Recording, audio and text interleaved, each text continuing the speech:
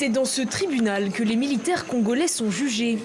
Ils sont 67 à comparaître depuis ce lundi, mais seraient en fait plus d'une centaine à avoir fui les combats selon les autorités. Ces militaires indisciplinés ont déshonoré non seulement la République, mais aussi l'armée tout entière. Et ici, nous avons présenté devant la barre ceux qui ont commis des exactions à Lubero, à Moussénéné, à Kimbu.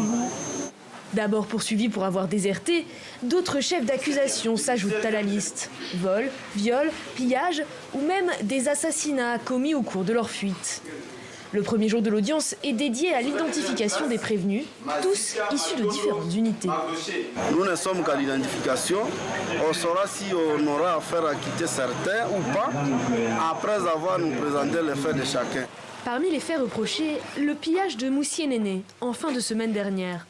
Plus de 36 commerces et habitations ont été touchés.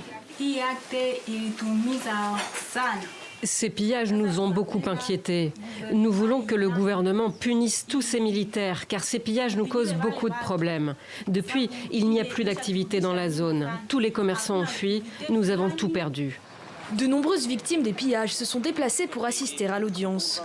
Elles semblent partager la volonté des autorités congolaises, que ce procès dissuade d'autres soldats de les imiter.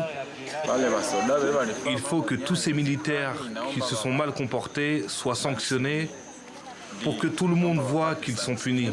L'audience est foraine. Cela veut dire que le verdict doit être rendu rapidement. Ce mercredi, au plus tard, selon le tribunal, si rien ne vient perturber son déroulé. Et côté Kinshasa, Karim Khan, le procureur de la Cour pénale internationale,